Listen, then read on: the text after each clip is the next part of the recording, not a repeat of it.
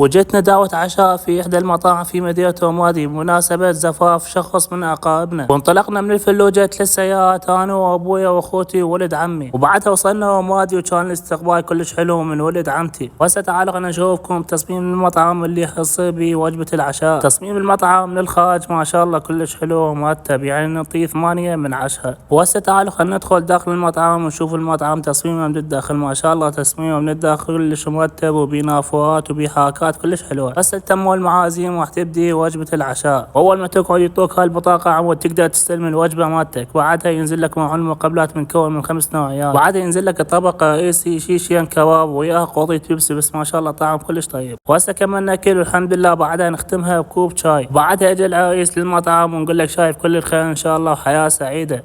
ها عبودي شلون شفت اجواء المطعم والاكل؟ والله ما شاء الله الاجواء حلوه الحمد لله. وهسه اتحداكم توقفون مطعم هيو الكردي وين صاير بيا منطقه بوادي.